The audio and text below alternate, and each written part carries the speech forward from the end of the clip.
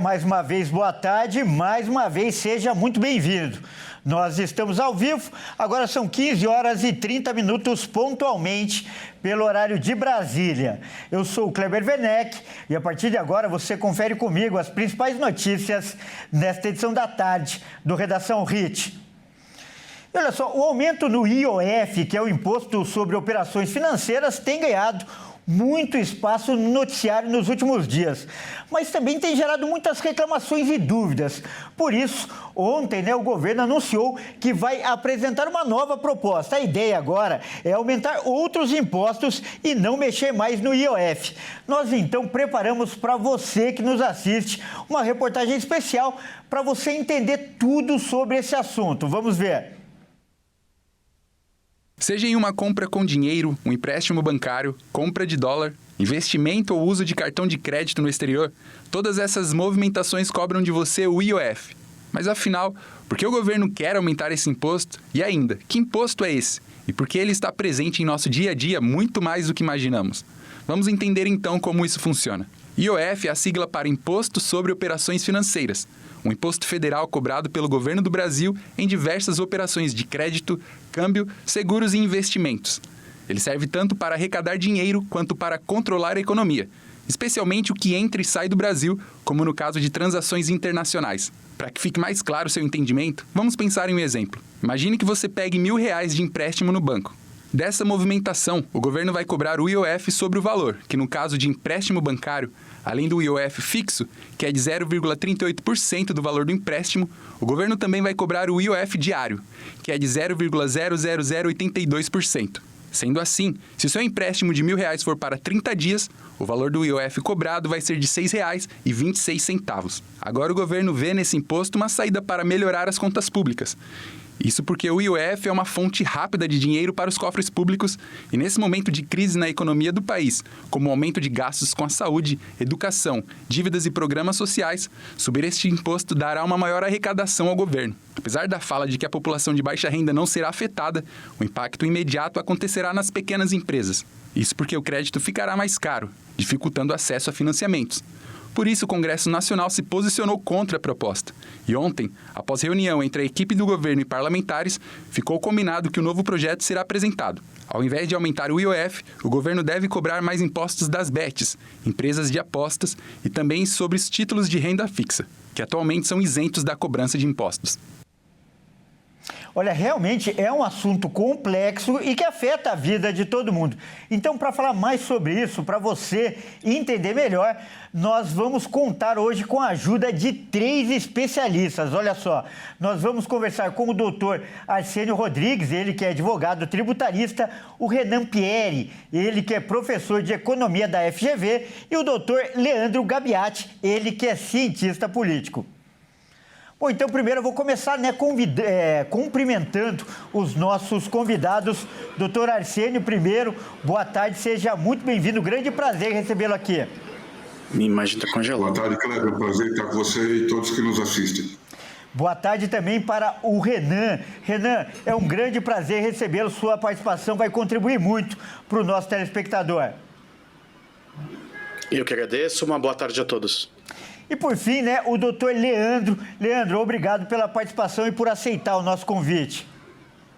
Grande Kleber, boa tarde. Um abraço para o doutor Arsênio, para o doutor Renan e para toda a audiência presente. Correto. Olha, então eu faço a primeira pergunta para o doutor Arsênio. Doutor Arsênio, uma das críticas ao reajuste do IOF, para aumentar a arrecadação do governo, seria um desvio de finalidade, já que a natureza desse imposto seria para regular o mercado e não para arrecadar. Qual é a sua opinião sobre a proposta inicial do governo? Kleber, é exatamente isso.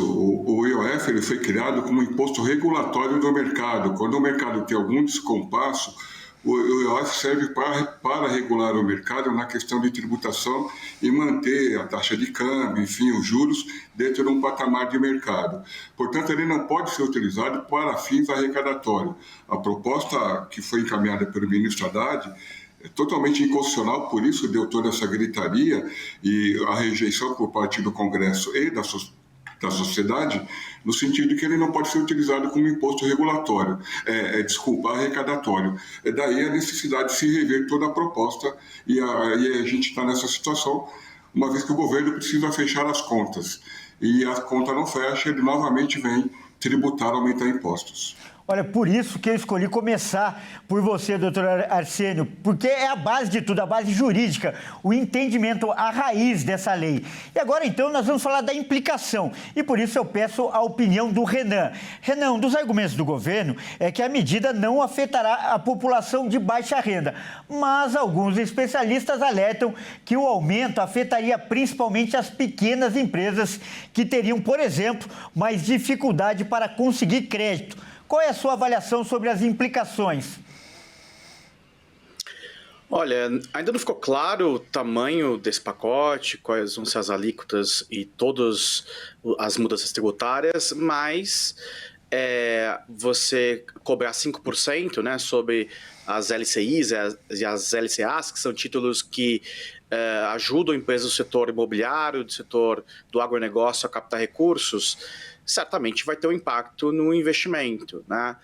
E por mais que talvez diretamente não esteja afetando as famílias de baixa renda, a consequência disso é um menor nível de atividade econômica que vai afetar todo mundo, inclusive as pessoas de renda mais baixa. Correto. E agora, então, eu passo a palavra para o doutor Leandro.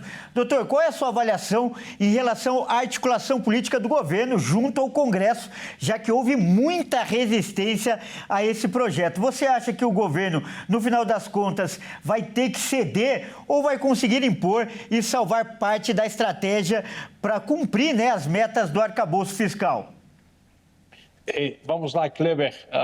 Certamente, quando a gente fala em articulação do governo, sabemos que o panorama não é simples, que a realidade hoje, nessa relação entre executivo e legislativo, tem como base a complexidade e não há muita certeza quanto ao que o governo conseguirá ou não aprovar no legislativo, muito diferente de, por exemplo, a relação entre os poderes de 10 anos atrás. O governo encaminha algumas questões de curto prazo, talvez como a taxação das bets, que é uma solução relativamente simples. Tem também a taxação, agora o fim da isenção do imposto de renda para letras como LCI ou LCA, mas há medidas estruturantes como o fim de subsídios a diversos setores econômicos que o governo quer discutir, medida que certamente sofrerá resistência no Congresso. Há lobbies que são legítimos aqui em Brasília e que se opõem a perder esses incentivos. Então, bastante incerteza ainda sobre o que o governo vai propor, de fato, na medida provisória que está para ser apresentada e muita mais incerteza ainda sobre qual será o resultado das medidas que o Congresso tenta negociar dentro do Congresso.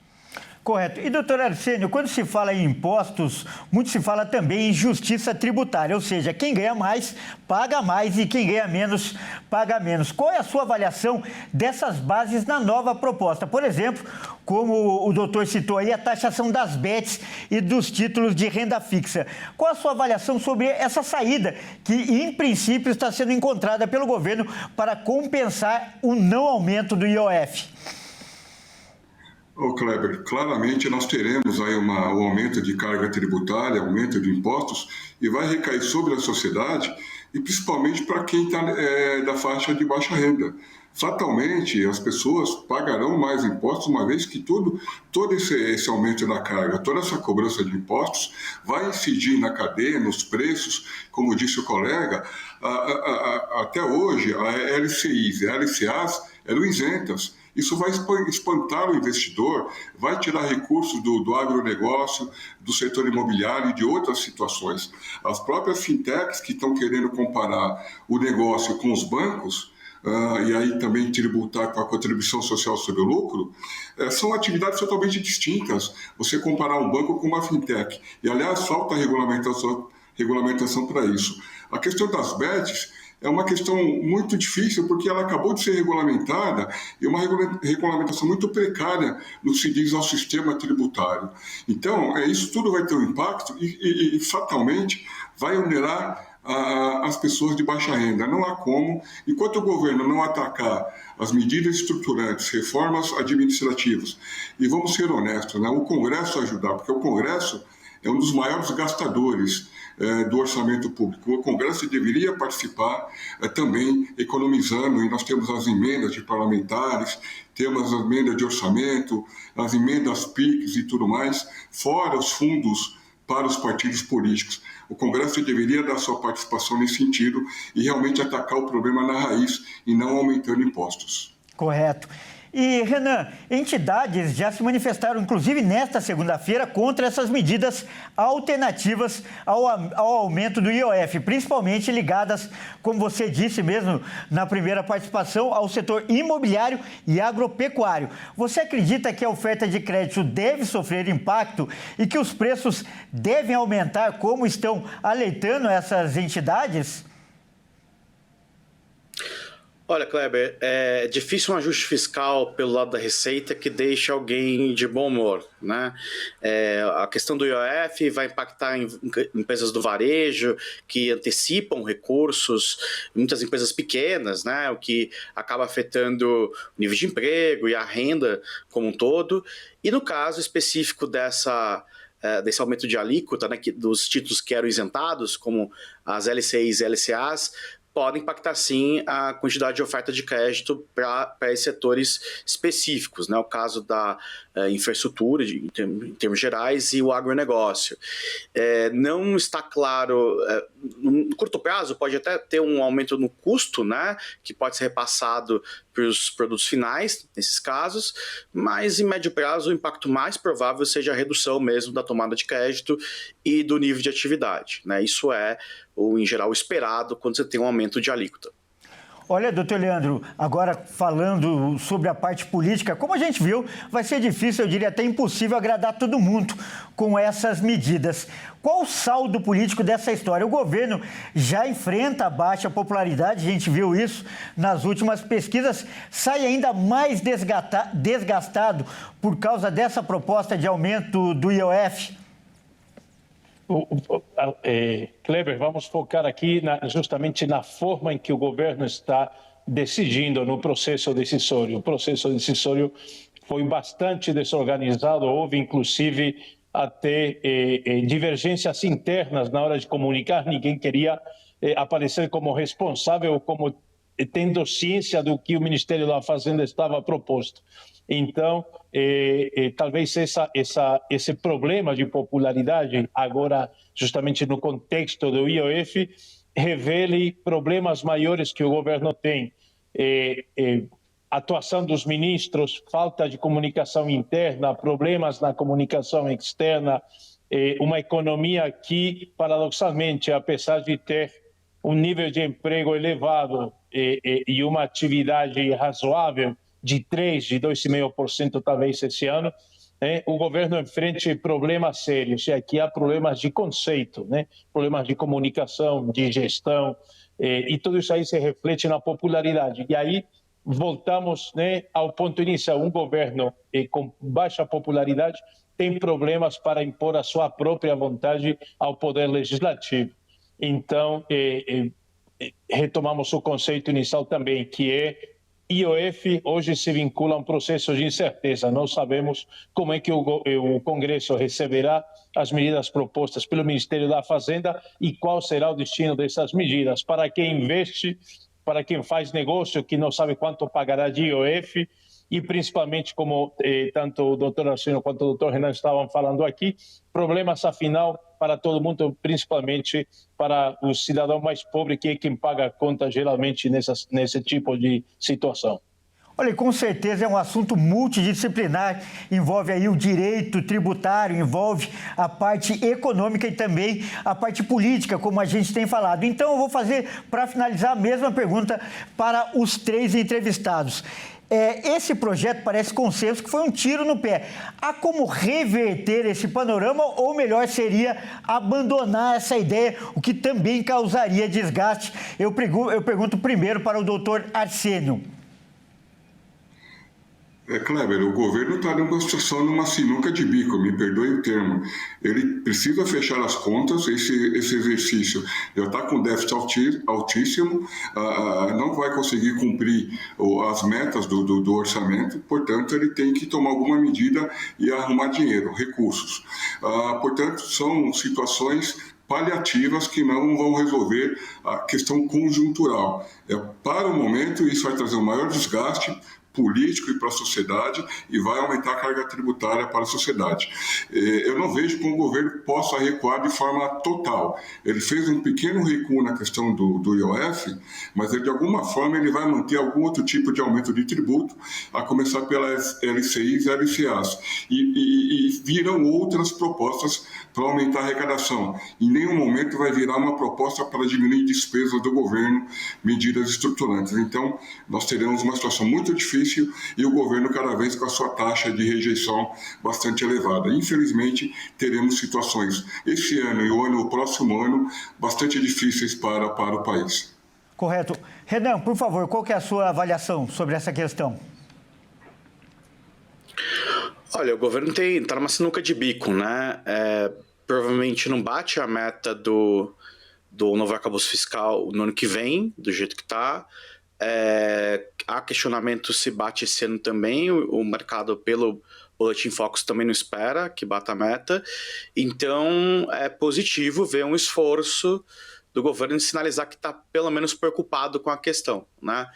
E da primeira ideia de baixar a mudança no IOF por decreto, do jeito que foi, sem o devido debate com o Congresso, para esse momento agora, que já houve pelo menos uma conversa, eu vejo um avanço na agenda. Agora, ficaram de fora os cortes de gastos, né? Então, o ambiente eleitoral já está afetando aqui as discussões, como nossos colegas estão colocando, e certamente falta energia, falta uma sinalização, acho que do Poder Executivo e também dos demais poderes, de comprometimento com corte de gastos, despesas que possam fazer com que a trajetória da dívida se estabilize. A gente tem uma trajetória explosiva hoje que pode botar em colapso, né, as contas públicas já em 2027, se nada for feito. Então é preciso, acho que, ter mais coragem para enfrentar a questão por toda a classe política. Correto. Doutor Leandro, conclua, por favor.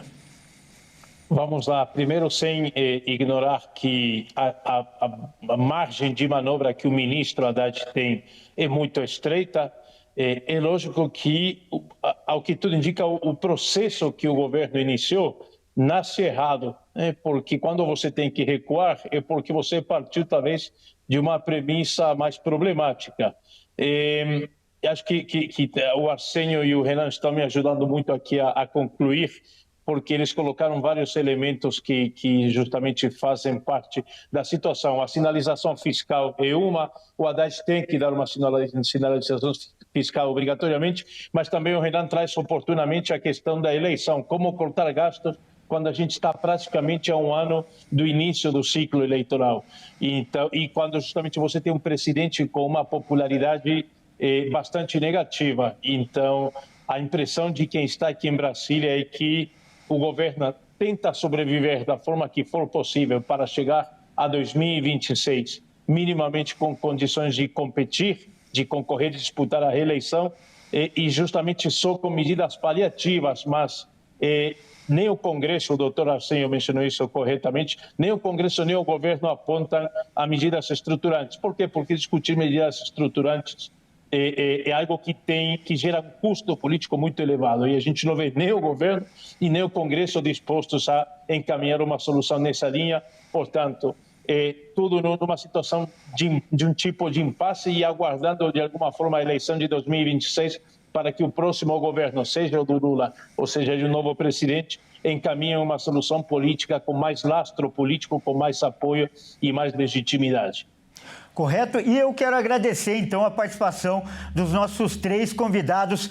Primeiro, né, o advogado tributarista, doutor Arsenio Rodrigues. Doutor Arsenio, muito obrigado pela sua participação. Eu que agradeço, foi um prazer e um abraço aos meus colegas. Muito obrigado. E também o professor Renan Pierre. Professor, uma honra recebê-lo aqui também.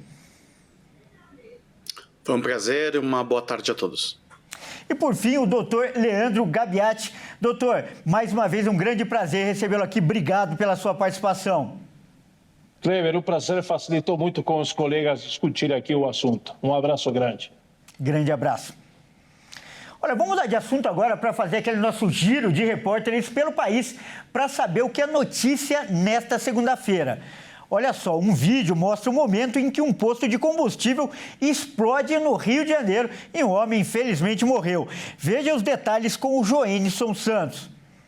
As câmeras do posto de gasolina e GNV da Lapa, no centro do Rio, captaram o momento em que uma explosão destruiu o local na madrugada do último sábado. O acidente aconteceu pouco depois da meia-noite. As imagens mostram o tamanho da explosão. A vítima abastecia o veículo com gás natural veicular quando aconteceu o acidente. A força da explosão fez com que o carro fosse jogado para alguns metros à frente. O frentista, que estava próximo ao carro, e o motorista do veículo chegaram a ser socorridos, mas não resistiram aos ferimentos. Estilhaços da explosão causaram danos em prédios da região, como o do Instituto Nacional do Câncer, o INCA, mas ninguém dentro deles foi atingido. A área foi isolada para perícia e o caso será investigado pela Polícia Civil. O Sindicato da Indústria de Reparação de Veículos e Acessórios se manifestou sobre o caso. Em nota, eles lamentaram profundamente o trágico acidente e manifestou solidariedade às famílias das vítimas. Eles destacaram que, embora grave, essa não representa a realidade do GNV no Brasil. E olha só que história revoltante. Um aposentado de 79 anos de idade, ele foi vítima de um esquema de telemarketing que enganava os idosos. Ele teve o salário descontado irregularmente e agora, olha só, ele depende da ajuda da família para sobreviver. Que revoltante, né? Mas quem vai contar em detalhes essa história é a Kátia Fantin. Um idoso de 79 anos, morador de Santo Ângelo, no noroeste aqui do Rio Grande do Sul, foi vítima de um esquema de descontos indevidos em sua aposentadoria. Piragibe Jesus de Abreu recebeu apenas R$ 700 no mês passado, um valor bem abaixo dos R$ 1.700 a que tem direito. Segundo ele, os descontos não foram autorizados. Um deles, de R$ 79, foi feito pelo Sindicato Nacional dos Aposentados do Brasil, o SINAB. De acordo com o Procon Gaúcho, o idoso foi induzido a aceitar o desconto durante uma ligação de telemarketing. O sindicato apresentou uma gravação como prova dessa autorização, mas o material é incompleto. Na fala, o idoso apenas responde sim, após um texto longo do atendente. Casos como o do aposentado se multiplicam em todo o país. Segundo o Ministério da Justiça, mais de 500 mil reclamações foram registradas entre 2023 e 2024. O INSS estima que cerca de 4 milhões de aposentados e pensionistas foram lesados por esse tipo de prática, que pode ter movimentado mais de 6 bilhões de reais. Em abril, a Polícia Federal e a Controladoria Geral da União realizaram uma operação para investigar esses descontos ilegais. E mais uma história revoltante. Uma mulher, ela foi condenada à prisão e também a pagar uma indenização. E o motivo foi ela ter chamado um policial e um adolescente, olha só, de macaco. Isso aconteceu no Mato Grosso do Sul. Quem vai trazer mais detalhes agora dessa história é o repórter Wellington Pael. A mulher foi condenada a 2 anos e 4 meses de reclusão, além de 5 meses de detenção em regime aberto. Ela também terá que pagar R$ 1.500 em indenização para cada uma das vítimas por danos morais, com acréscimo de 0,5% de juro ao mês desde o dia do crime, que aconteceu em 5 de novembro de 2023. A acusada, que não teve o nome divulgado, teria chamado de macaco um adolescente que na época tinha 13 anos de idade durante uma briga de vizinhos e depois um dos policiais policiais militares que atendeu a ocorrência. O caso aconteceu em um bairro aqui em Dourados, a maior cidade do interior do Mato Grosso do Sul. De acordo com a denúncia feita pelo Ministério Público Estadual, o adolescente estava sentado em frente de casa com a mãe quando a vizinha teria saído da residência dela e começado a xingar a mulher. Em seguida, teria passado a ofender o adolescente de forma discriminatória, utilizando termos racistas. Durante a discussão, a acusada ainda teria acertado a mãe do adolescente com um cabo de vassoura, causando uma lesão leve na cabeça. A polícia militar foi acionada e quando a equipe chegou, também teria sido xingada pela mulher.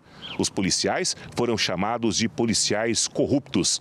Ela então foi presa e colocada na viatura, quando teria também chamado um dos policiais de macaco. Ao chegar à delegacia, ainda teria dado chutes e socos na equipe. Ela foi denunciada por lesão corporal e injúria racial. Em depoimento à justiça, acusado teria alegado que passou a noite anterior ao crime bebendo, que a discussão aconteceu por conta de um cachorro que se lembra de ter batido na vizinha com o cabo de vassoura, mas não teria xingado os policiais. Já a mãe do adolescente disse que a briga foi porque o jovem estava jogando bola perto da residência da acusada. A vítima ainda alegou que teve que mudar de casa depois do ocorrido, porque foi ameaçada de ter o imóvel incendiado. Olha, que sirva de exemplo, porque racismo é crime. E a gente muda de assunto agora, porque agora é hora da gente falar de esportes aqui no Redação Hit. E quem traz as informações, como acontece todo dia, é o Caio Veríssimo. Por favor, Caio, entre em nosso estúdio. Boa tarde, Caio, seja bem-vindo. E olha só, nós vamos começar falando de seleção brasileira, isso porque, nesse momento, o técnico Carlo Ancelotti está falando ao vivo, isso, Caio? Isso aí, Kleber, mais uma vez, boa tarde a você, boa tarde a todos que nos assistem. Bom, é isso, vamos então dar uma olhadinha aí no que está acontecendo nesse evento com Carlo Ancelotti. Sí, Rafinha vuelve. Es una buena noticia para nosotros porque Rafinha ha mostrado en la última temporada de ser uno de los mejores jugadores en este momento en el fútbol. Nos va a ayudar mucho, creo que es un partido importante mañana, necesitamos hacerlo bien, acercarnos a calificarnos. La presença de Rafinha vai ser muito importante. Olha, tá aí então ao vivo, né? O treinador falando do retorno do Rafinha, é importante, né, Caio? Pro ataque do Brasil, que não foi muito efetivo no último jogo, aliás, né, Caio? Exatamente, Kleber. Bom, sem muito brilho ofensivo aí no primeiro jogo, né? Além do Rafinha, que volta pro time titular, amanhã o ataque da seleção brasileira vai ter, sim, mais novidades contra o Paraguai. Vamos ver. A seleção brasileira vai a campo amanhã contra o Paraguai e o treinador Carlo Ancelotti preparou mudanças. No treino realizado na tarde de domingo no CT Joaquim Grava do Corinthians, Matheus Cunha e Rafinha treinaram como novidades. A intenção do treinador é melhorar a parte ofensiva do time, que não foi eficaz contra o Equador. O retorno de Rafinha já era esperado para o lugar de Estevão, mas o italiano também observou Matheus Cunha no lugar de Richarlison. A formação dá mais mobilidade ao ataque brasileiro para a partida em que tem chances de garantir a classificação antecipada para a Copa de 2026. Matheus Cunha já tinha substituído Richarlison no jogo contra o Equador e Ancelotti chegou a apontar as diferenças entre os atacantes. No restante da equipe não houve alterações e o Brasil treinou com Alisson, Wanderson, Marquinhos, Alex e Alexandro, Casimiro, Bruno Guimarães e Gerson, Rafinha, Matheus Cunha e Vini Júnior. Mas a escalação só será confirmada na tarde desta segunda, quando os convocados vão treinar na Neoquímica Arena, palco do confronto com os paraguaios. Com 22 pontos, o Brasil é o quarto colocado das eliminatórias, atrás justamente do Paraguai, do Equador e da Argentina. Em caso de vitória do Brasil sobre o Paraguai e do Uruguai sobre a Venezuela, o Brasil garante a vaga antecipada na Copa do Mundo de 2026. A partida pela 16ª rodada começa às 21h45 na Neoquímica Arena, em São Paulo. É isso, Kleber. Fico por aqui. Um abraço a você e a todos que nos assistem. Até mais. Muito obrigado, Caio, e até mais. E olha só, uma pesquisa aponta que quase metade dos brasileiros são sedentários e a maioria mulher. Por isso, né, um outro estudo, porém, apontou que pessoas que praticam atividade física têm mais disposição para trabalhar e, olha só, recebem salários mais altos. Vamos ver. E um levantamento feito pelo SESI mostra que o sedentarismo afeta metade dos brasileiros, sendo que as mulheres são as mais sedentárias. E a chegada no mercado de trabalho é apontada como uma das causas para o abandono da prática da atividade física. Mas um outro estudo mostra que praticar atividade física pode ser um bom negócio, para a saúde e para a carreira profissional. Isso porque pessoas que praticam alguma atividade física no período da manhã têm um melhor desempenho no trabalho, como no aumento da produtividade e até mesmo no salário. O estudo mostrou também que se exercitar de manhã traz mais benefícios ao decorrer do dia. As pessoas que praticam atividade física de manhã têm mais chances de se sentirem produtivas e até mesmo terem mais chances de ocupar os cargos gerenciais de suas empresas. Além disso, 53% das pessoas que praticam exercício matinal receberam um aumento no último ano, em comparação aos 44% das pessoas que se exercitam à noite. Bom, é isso aí, essa edição fica por aqui. Você que não nos acompanha pela Rede TV, fique agora com a sua programação local. Ótima tarde e até mais.